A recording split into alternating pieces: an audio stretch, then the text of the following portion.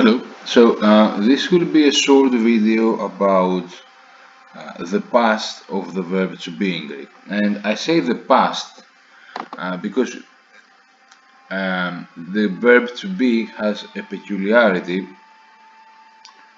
It doesn't really have a distinction between perfective and imperfective that other verbs have. So, for instance, just to remind you, the verb trecho, okay, this is the imperfective. The perfective form would be trexo. Yeah. So, however, with three of the most commonly used verbs in Greek, which are έχω, κάνω, and είμαι, this distinction between perfective and imperfective doesn't hold. Yeah. So it doesn't exist. So, in other words, what I've written here on there. So just to be clear, what you have here is a verb in the present, of course, and what you have here is the verb in the past. What you have here is both I was and I was being. It's both. Now, let me just read it once. Ήμουν, ήμουνα, ήσουν, ήσουνα, ήταν, ήτανε, and here as well. Είμαστε, ήμασταν, είσαστε, ήσασταν, and ήτανε. Now, these two forms, ήμουνα, ήσουνα, appear a lot in oral speech. Χτες ήμουνα στο φαρμακείο, but you will not see them written really. Yeah, people will write this one or this one. Yeah. However, the others you will see them written.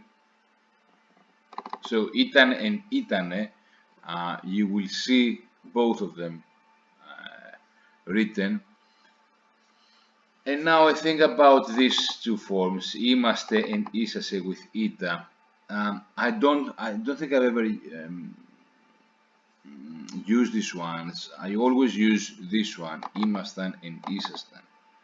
Yeah, and I think most people who are relatively young use these forms. When I say young, I mean less than 60 here.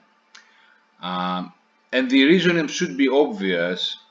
This είμαστε sounds formal, and also you cannot really have a distinction in oral speech between these two.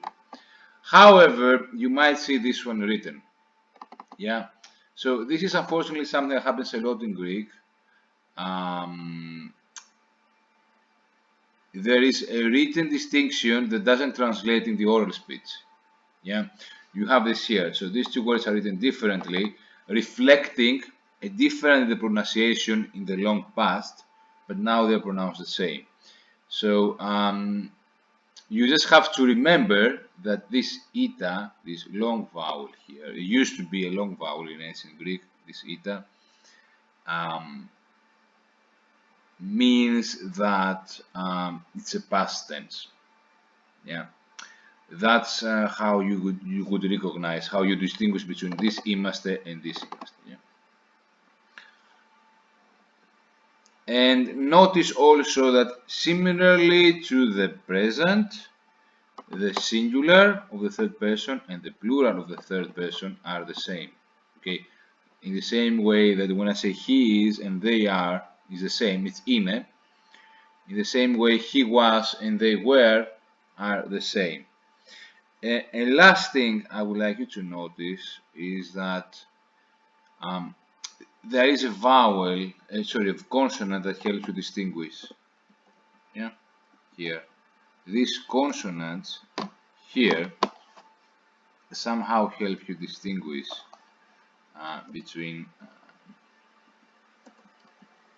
So this M tells you it's first person, and this S tells you second person. Yeah. Here a similar pattern is at work. Yeah, look.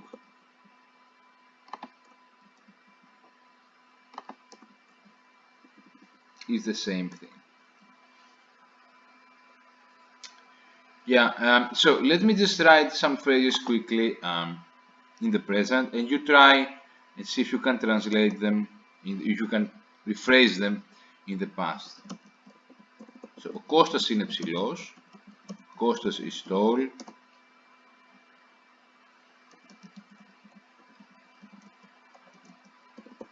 ο Αντώνης και εγώ είμαστε φίλοι, and the last one, η Μαρία και εσύ είστε Ιταλίδες. Yeah. So you can pause the video and see if you can say this in the past. Okay, so ο Κώστας είναι ψηλός. What I will do here, exactly the same phrase. Ο Κώστας ήταν ψηλός. That's the only thing we change, of course, right? The verb. So ο Κώστας ήταν ψηλός. Ο Αντώνης και εγώ είμαστε φίλοι. So this is first person plural. We'll say ο Αντώνης και εγώ ήμασταν. Or, especially in written speech, you can say είμαστε φίλοι. Finally, η Μαρία και εσύ είστε Ιταλίδες. Η Μαρία και εσύ είσαστε. Or, actually, ήσασταν would be my preferred choice here. And είσαστε, you can also write this one. And that's it.